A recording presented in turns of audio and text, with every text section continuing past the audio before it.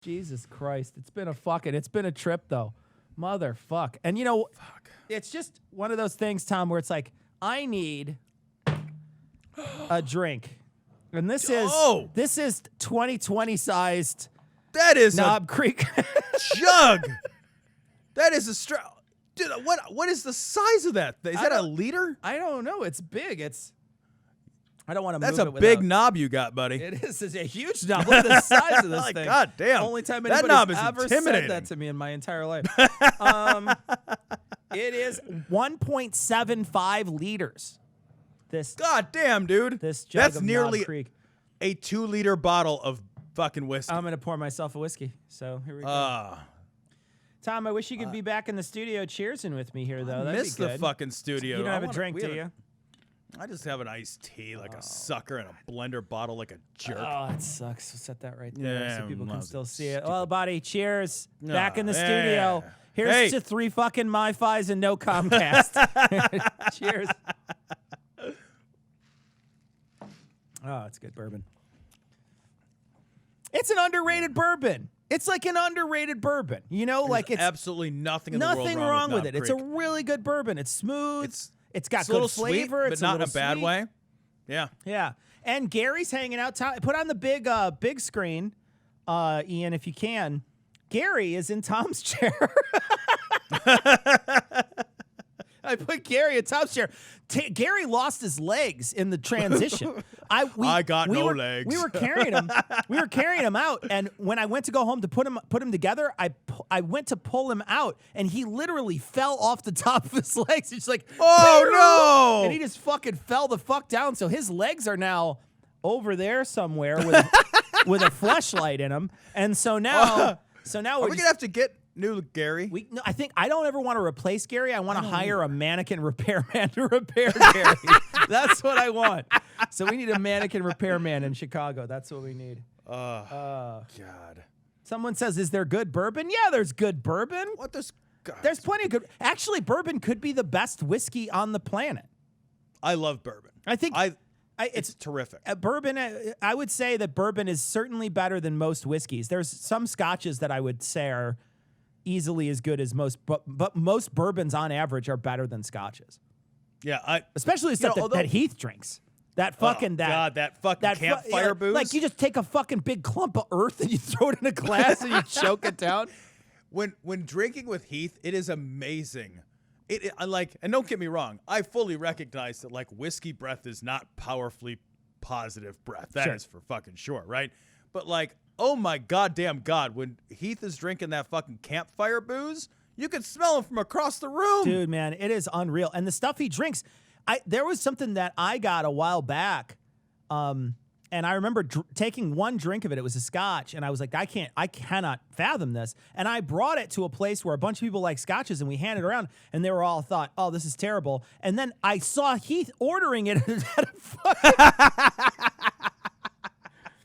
God. Fuck it's just not for me. And the thing is like it's individual taste. It's not for me. I know a lot of people like Pete. That's cool, but I'm not a huge fan. A lot of the Lafroig is what he drinks. Lafroig is what he drinks, but he also drinks Yep. Ardbeg, and he drinks what was the one that the guy with the beard on that community show or Parks and Rec drank? Was it Lafroig? I don't remember. Guys in the chat, if you guys watch Parks and Rec, Ron Swanson what did Ron Swanson drink? Say it in the chat if you can. Lagavulin, thank you, Augustus. Appreciate it. Lagavulin, I've never had that one. I don't know. Is that an Islay or is that one of those peat ones? It's very, very peaty. Is it? I've smelled him when he's had it. Lagavulin is peaty? Yeah. Okay. Yep. I've had some of the new like boutique bourbons though, and a lot of the boutique bourbons have that like real heavy barley mash, so they kind of taste more like a less peaty version of Scotch. And they're unappealing, like really fucking unappealing. Yeah. I remember when we had that whiskey tasting, and there was a lot of stuff that I tasted, and I just was not impressed. And I've never been impressed with Canadian whiskeys, and I've never been impressed with Irish whiskeys. I haven't had any that I thought were good. Irish whiskey is great if you want to get drunk.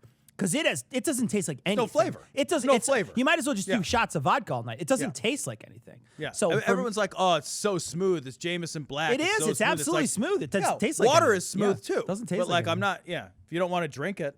Yeah, I think by far though Blanton's is my favorite bourbon, and that's becoming one of those things that's really hard to get now. Is it really? They became popular in movies and stuff, and so now it's hard to get. The last time I saw it in Chicago, it was $110 a bottle. For Blanton's, For it's a $60 bottle of $100. booze. It's a good 110, bottle. Yeah. Yeah. You're right though. It isn't like every time you see, because it's got such a distinctive bottle shape. You see Right. it all the time in movies and TV. Right.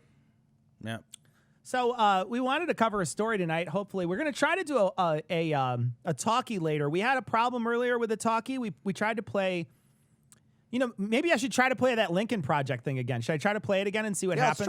Let's try it. Yeah, Lincoln Project's just been crushing it. So we talk about this on the show this week. We talk about the Lincoln Project. I'm going to play this.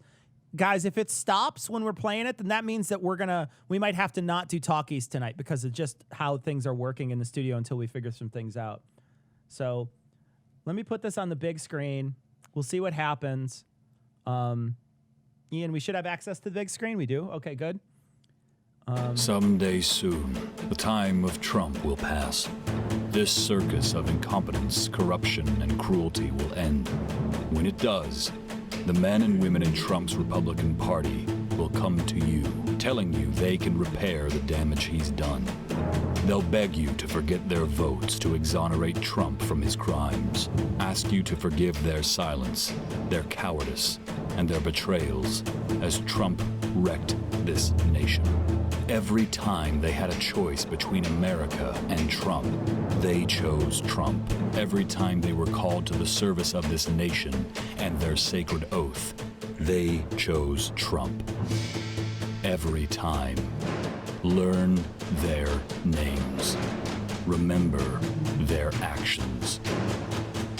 And never, ever trust them again. Went all the way through this time. It went all the way through. So that's good Didn't news. stop and stutter. That's good news. Yeah. Tom and I talk about this on the show, but we're actually very happy that there's politically honest Republicans out there that are willing to call out people in their own party as bad actors. I'm tickled by that. I think it's great. Yeah, and the Lincoln Project's ads have been, I mean, they're terrific ads. Like, they're well put together. They're pointed and aggressive, and that's what it's going to take, man. It's going to take a significant amount of aggression. Somebody in here said, fuck the Lincoln Project. I don't understand why the Lincoln Project would be. They're actually doing, I think, a really great job of stuff that they're doing. Yeah, so they're putting out some really good stuff. I wouldn't say fuck the Lincoln Project. I think they're making they're at least pointing out from a different perspective than what we're used to, the sort of left perspective of Trump's misdeeds, and I think it's absolutely necessary.